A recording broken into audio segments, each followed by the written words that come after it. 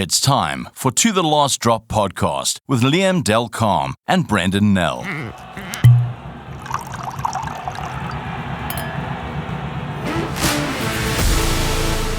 Well, the big game against Ireland's gone. We're back. This is To The Last Drop. This is episode 13. I'm Brendan Nell, and with me is Liam Delcalm. Liam, the aftermath of that game is we've almost moved on very quickly from that aftermath because the World Cup doesn't stand still, and we've got to make sure that Springboks qualify for the quarterfinals. Yeah, you're right. The World Cup very much is the old rolling caravan. We don't stay in one spot for very long. You can try and dwell on something significant, and let's be honest. That Springbok Island game was something significant. A hell of an occasion. To be fair, it was something in the making for more than 3 years. So almost 1,000 days since we knew, these two teams were going to clash in Paris.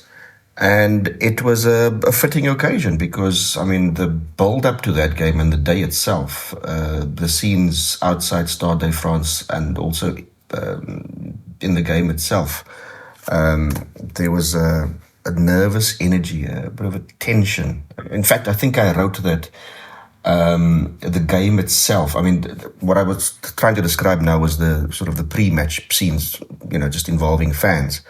Because you just got the sense nobody wants to lose this game.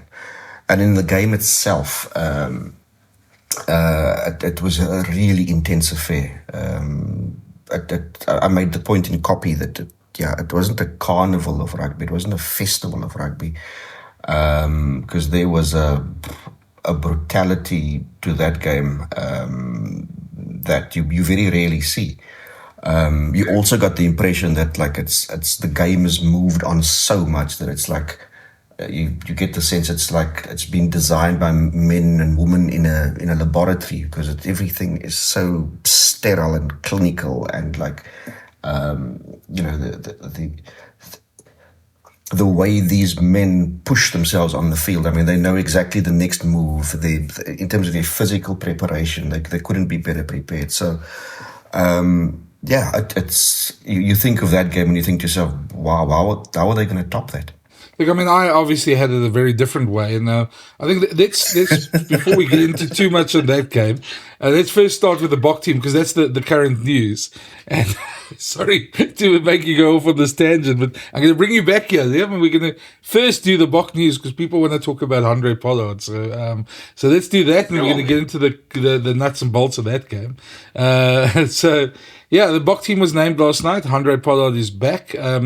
That was the one significant thing. The second significant thing was, Dwayne Vermeulen at 7, and then the hooker situation with not so much Deon Fourie starting, but more Marco van Staden actually being in the hooker number 16 jersey on the bench.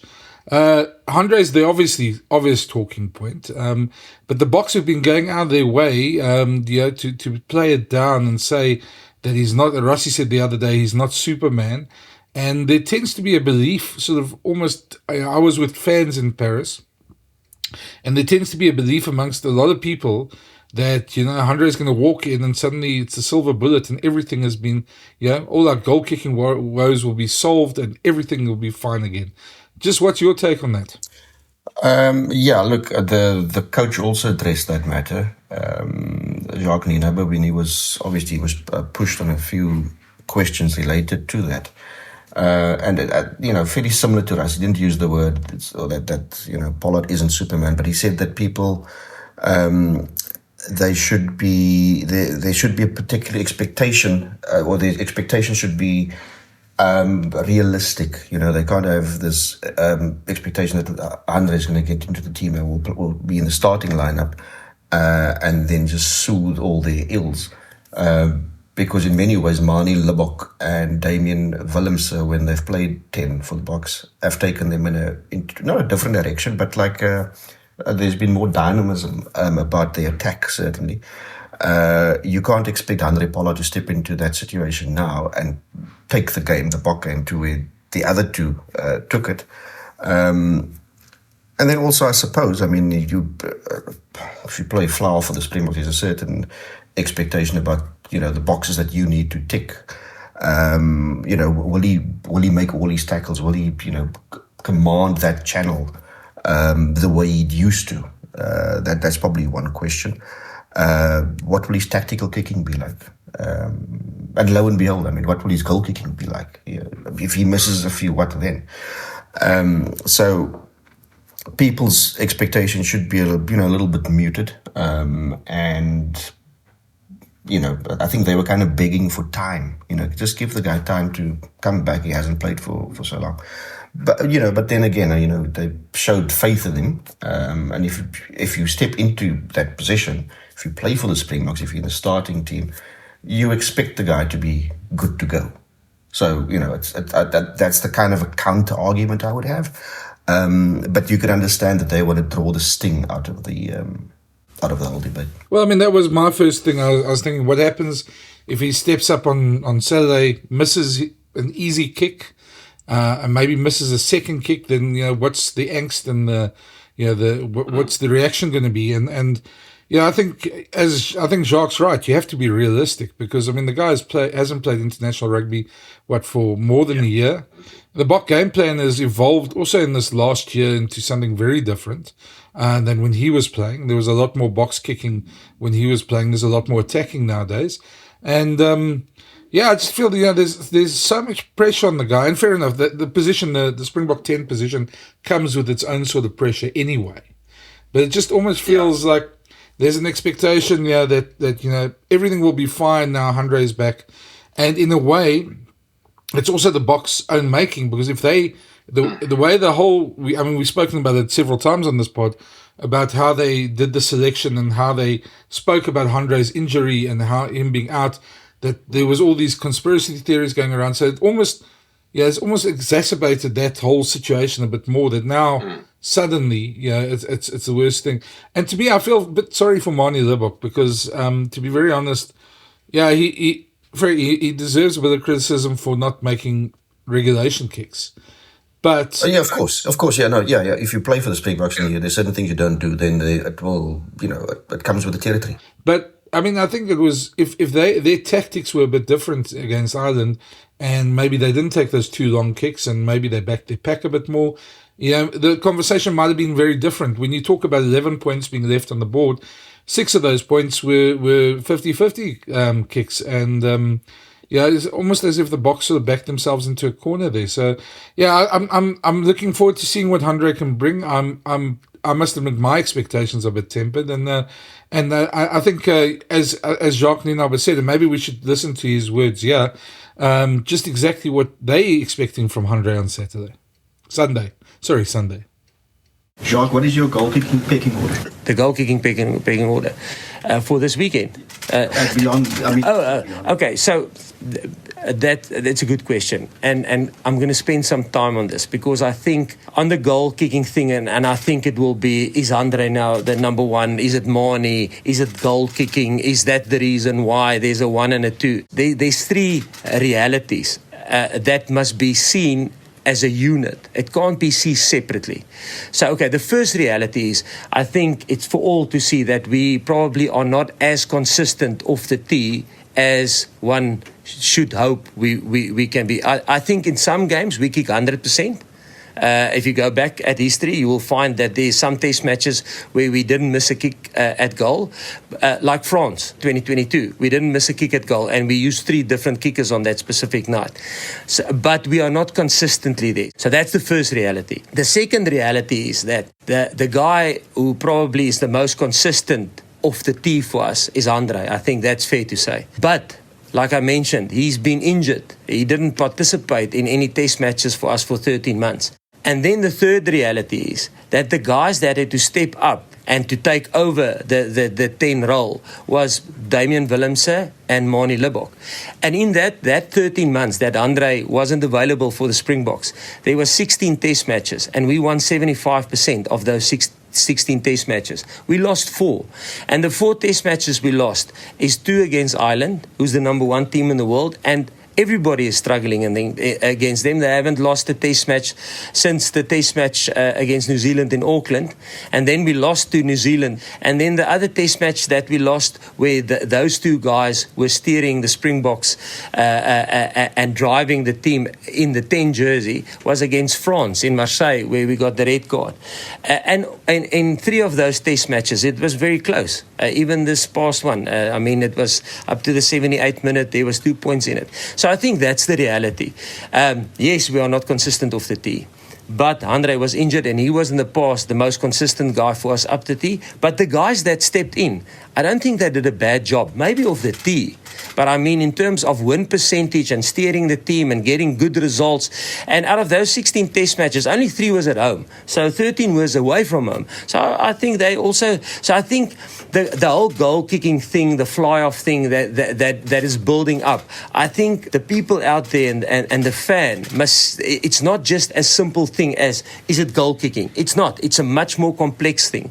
And I try to explain it now. And I think the people should know the whole truth, not just only the one thing that maybe is a specific narrative that somebody must drive. You must look at it at a holistic thing, like we look at it, and that's the reality. You're with Brendan Nell and Liam Delcom on the To The Last Drop podcast. Look, Jacques did touch on the fact as well that we were talking earlier about the messaging around the injury and the information they put out, and he admitted, it's not because he was asked, he just admitted that they didn't make all the information, they didn't put it in the public domain. So, if you don't do that, then people will speculate. So some of it is of their own doing.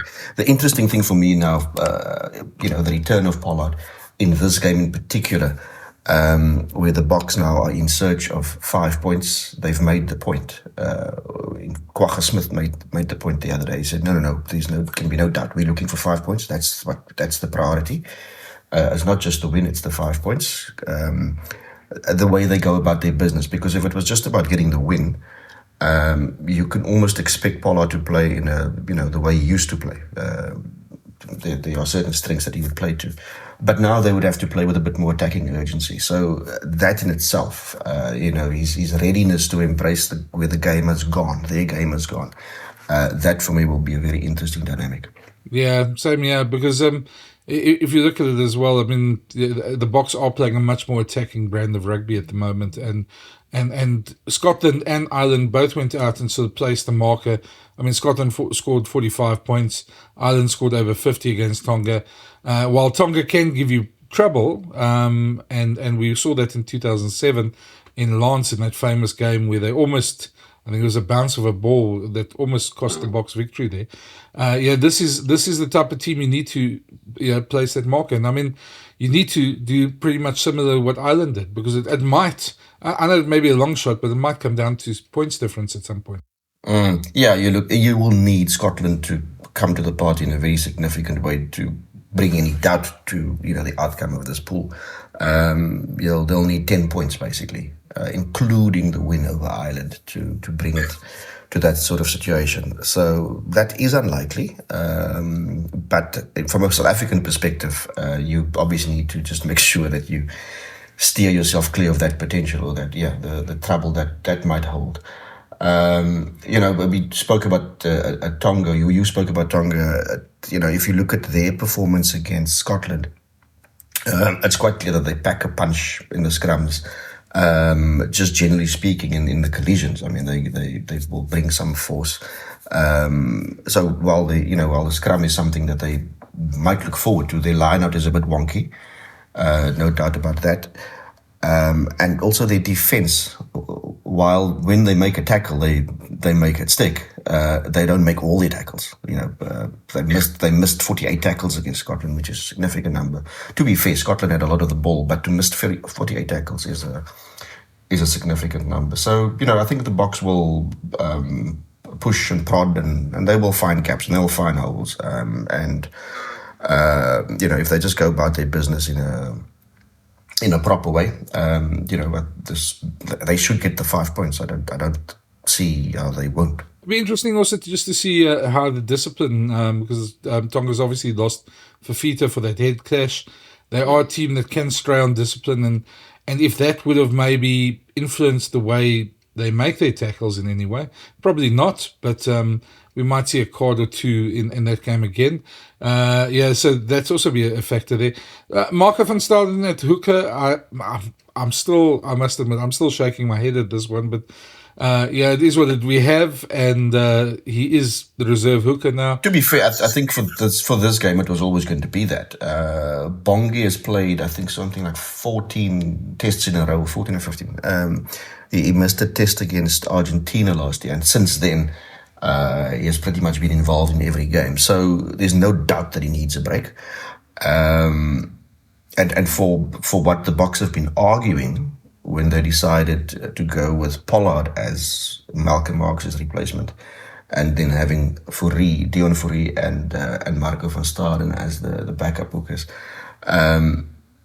They made their own bed there. So in other words, these two have to play in this game. I mean, there's no way around it. But I'm with you in that when you look at the team sheet and you see Marco van Staden's name as the backup hooker, it leaves you with a bit of a chill. Yeah. Yeah, no, exactly. Saying on Malcolm Marx, I think in my just sitting there in the Stade de France, and maybe we can just chat. I was over there courtesy of the wonderful people at Castle Lager who gave me a last minute invitation, and Liam knows behind the scenes how I scrambled to get a Schengen visa in a day and a half, which thankfully came through to some wonderful people at the French tourism guys. It helped us out there, but it was a very different experience, obviously traveling with a touring group than what Liam, obviously covering the box, what you're doing. And I'm not going to lie, the guys really kept me busy. There was a bunch of very thirsty guys on that trip, and as they should be. When you say busy, what do you mean? Well, I was trying to explain that. They're very thirsty, these guys. Obviously, it's an SA Breweries group, so they were very, very thirsty, these guys. So we tended to stay away from the wine, which I know I'm going to get some... I was about to say, this is partly a wine show, apparently. Yes. So you did not. So you traveled to France. You spent 11 hours in an aircraft to get there. And at no point... How many meals did you have while you were on the ground? I was there for 3 days. So it was a whirlwind. But there wasn't wine involved in any of those meals, unfortunately. In fact, the closest I came to wine was on the aircraft. So, yeah, it's. I know. I feel like you have to deeply disconcerting. I feel like you have to throw in that the Game of Thrones meme of the woman behind the woman saying "shame," ringing the bell, and me walking out. To drag you through the village, kind of thing. Yeah. No, but yeah, it was interesting, and you learn that beer prices aren't for the faint-hearted at the games either. If you're outside in the fan parks, it's €8.50, which is quite heavy. In the stadium, it's €10 for a beer. So from a South African point of view, the 10 is. I almost used a particular phrase, but you know what I mean. Yeah, it was very, very sore for any South African. You close your eyes and you buy the beer, but it's not the greatest. To pay that, you can't. And you had an aperitif as well at some point, didn't you? Yes, at some point we tended to go for the odd Jagermeister, which tends to happen in these evenings. And €7 for a Jagermeister, to help settle the stomach. That's why we had it, of course. But €7 a pop is quite hectic. Yeah, I had to introduce one of my fellow travelers, another journalist, to pastis, which is a drink. It's an aperitif that you would find in the south, typically in the south of France. It's very much a Marseille thing. And it settles the stomach as well, because he's been complaining every second day about his stomach. I mean, he would, whether he eats a dry cracker or a piece of sandpaper, it seems to have the same effect. Apparently the water, by the way. Sorry? We've got a theory in our family that's the water, apparently. Oh, well... It's obviously not the water, but... So, I introduced him to pastis and it didn't seem to help. And then the other day, I showed him a little Cambodian restaurant, which is more like a takeaway place. And of course, that didn't help either. And when he explained his sort of travails afterwards, we're thinking of giving him the new nickname Pol Pot. I think I know exactly who you're talking about as well. So that'd be interesting. But listen, that experience at Stade de France, and I mean, you and I have both watched a lot of tests in our careers. It was nice being in the fan and with fans again, and watching it out of the out of the stands. But for me, that game ranks pretty highly amongst some of the games I've watched. And it's hard to explain to people the intensity and some of those hits that you could really hear the hits and almost bone crunching that you almost want to wince when you see that. And it was such a tense game to be in that stadium, and there was so many flippin' Irish people. I think probably 3/4 of that stadium was Irish fans. In fact, Johnny Sexton made the point that before the game, people said that there'd be something like 30,000 Irishmen and women in Paris. And in the press conference, he turned to Andy Farrell and he said, "No, it really felt like 60,000." And he's probably not far off. No, there was South African fans were in the minority there, very much so. But yeah, I mean, look, if you talk in terms of box losses at World Cups, I was at Brighton. I was when we lost against Japan. I was at Wellington when we lost against Australia, the Bryce Lawrence game. Those were probably the two worst. This doesn't come even close to that. It actually you actually walked out that stadium thinking, geez, that was one hell of a game to be at, and felt very privileged to walk out that stadium having watched that. But you also felt the situation where, how did the Boks lose that? And I mean, everyone's focused on the goal kicking, but you got to the point where they made so many elementary errors on attack at times that you almost got a bit frustrated at that. Yes, and it's not the first time because, they tick all the boxes, whether it's in the scrum and the line out. Here and there, obviously, you would lose the odd one, and there were two crucial scrum penalties, obviously. But on the whole, they scrum quite well in that game. Line out was fine. They didn't maul that much, which in itself is almost a different podcast. And in the attack, especially when they got into the red zone, they just couldn't apply the finishing touches. And that's not the first time. I mean, there are other matches we can reflect on where that has happened as well. And in fact, Jacques Nienaber made the point where he said the goal kicking, while it was a problem, he's more concerned about the fact that they couldn't finish, because obviously your reward is so much greater if you're able to get over the line. So that is definitely something of a department in their game that they will need to sharpen up on. But this weekend against Tonga would kind of help them. But then again, there's such a leap in quality between some of these teams, because you have Scotland, then you suddenly play Romania, and the same intensity just isn't there. Then they play Ireland, and then now Tonga, and it's a bit of a seesawing exercise. But one way or the other, they need to solve that by the time they play in the quarterfinals, because at the moment it looks like they're going to be playing the host nation, France. Yeah, and obviously all the quite interestingly, all the talk has been about Antoine Dupont and getting back before the quarterfinals, and we all want to see the best players play in the knockout rounds. I just had a interesting thought, which I thought Johan Deysel, who got banned for 5 weeks for that head clash that fractured Dupont's cheek. If it was any other player that had a head clash, and given the inconsistencies in the disciplinary process. Come on, Brendan. You cannot take out the face of the World Cup, quite literally, the face of the World Cup. If you travel around France, the face that you see is Antoine Dupont. And now you go there and you just shatter this face, basically leaving the World Cup in tatters. In fact, I think somebody wrote that it was likened to somebody walking into the Louvre and defacing the Mona Lisa. Okay, that's taking it a bit. That's taking a bit far, but you sort of wonder if it was any other player, would he have got a 12-week entry point where everybody else gets a 6-week entry point? But it is what it is, and now we're going to have the spectre of having the mini Hannibal Lecter coming back at the box, with the face mask, which is going to, of course, the face of the World Cup's going to become very different and be very hidden. All the headlines. Yeah. We're going to find out the man lifting the World Cup is Leonardo DiCaprio. Yeah, so it's going to be interesting, but obviously the Boks still have to tick that box to get to the quarterfinals, but it's going to be a very interesting clash against France. Just one question, because I heard it a lot from fans while I was in Paris. There's this weird conspiracy theory going around that we wanted to throw this game because we wanted to play France.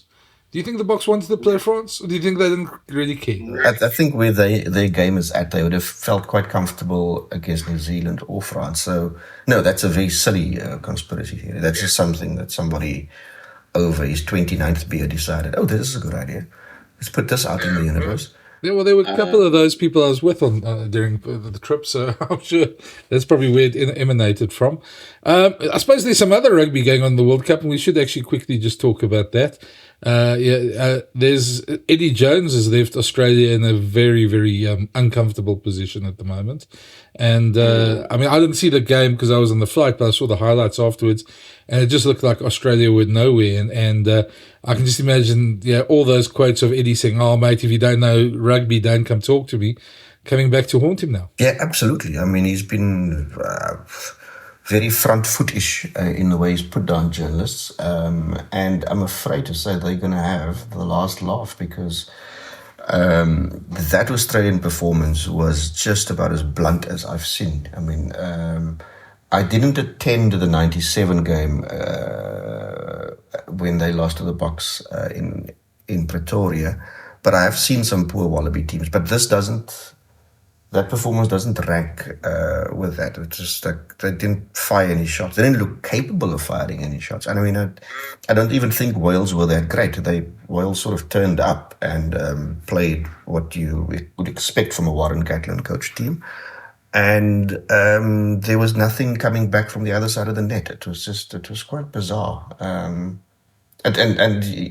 somebody posted, one of the ex-players posted on Twitter, the Wallaby players' reaction afterwards and how broken they were, how emotionally shattered they were, and how much, because people were questioning whether, it means enough or whether the effort was there.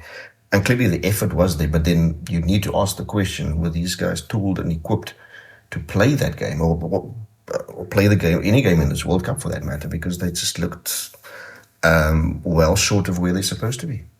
Yeah, you sort of wonder also if Eddie's just lost the change room. I mean, we've all covered teams, where that little 1 or 2% belief that you need extra is just not there, and that makes a huge difference when it comes to a game like this. Yeah, he made those big selection calls, and in moments you could see it in that game against Wales where you needed calm heads to prevail and experience, and this is where experience comes in. And if you want to leave people like Mike Loop and Quade Cooper out, then it comes to bite you the way it did. Yeah. The Wales now, if I read BBC Wales and Wales Online, they've almost won the World Cup. The same with the English papers. Steve Borthwick has performed miracles, apparently. The fact that they haven't really come up against a top 5 side in world rugby, I suppose, doesn't really matter. They played hard. They beat Argentina, and they were efficient on that night because they were man down. So they regrouped very nicely in that game, and good on them for that. But apart from that, they haven't done anything spectacular because if you look at the rest of the group,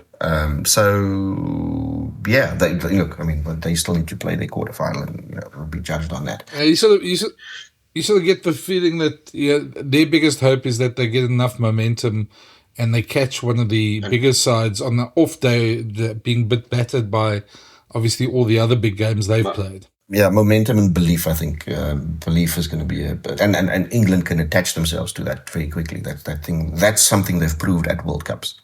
They get a bit of belief, and suddenly anything is possible. But yeah, it's going to be an interesting one. The Boks need to tick boxes. We need to obviously get into the quarterfinals. Next week, there's a 2-week break, so the Boks have got some time off. So we'll look to look a bit more in depth as well. Oh, and yes, of course, while we're talking, Liam's just waving a bottle of wine at me through the Zoom link here. So tell us a bit more about your wine that you're drinking, Liam. Shame me a bit more that I didn't drink wine in France. You didn't do what? I went to a little wine shop around the corner the other day, and as you walk in, because Provence is obviously rosé country. They make fabulous rosés. I'm not a big rosé drinker necessarily at home, but if you're here and given the climate, and given what nature offers you, what ends up on your plate, a glass of rosé is usually the thing that you find most welcoming. And again, because of the South African rand, I had to rein myself in a little bit. So it's a bottle of Côte de Mer, and it's from Chateau de Beaumetz. I'm not entirely sure where it is. They've got a few different things here on the label. And I had this with a Provençal stew the other day, a sausage stew, and it was wonderful. I have to say it did exactly what it was supposed to do, and I've got half a bottle left, and I will go to the indoor. There's a fabulous indoor market here in Toulon, wonderful fresh produce, and I'll take a bit of a gander through that later on this afternoon, and plow my way through the rest of this bottle. Liam, I'm struggling to understand what you mean by half a bottle. Is that like leftover wine? One of those strange concepts we don't see in South Africa. I have to pace myself, Brendan. Of course, you're working. I forget you're working. Well, on that note, I think we've had a good chat. We'll chat to you after the Tonga game, and we'll know whether the Boks are in the quarterfinals, and we'll probably know a lot more if Hannibal Dupont is going to be in the quarterfinal as well. But this has been To The Last Drop. I'm Brendan Nell. I'm with Liam.com. Thanks for listening. We'll chat to you guys next week. Thanks for listening. And a reminder, you can find all the To The Last Drop podcasts on the Brendan Nell YouTube channel, iono.fm, Spotify, Player.fm, Pocket Casts, Google Podcasts, and iTunes, or wherever you find your favorite podcasts.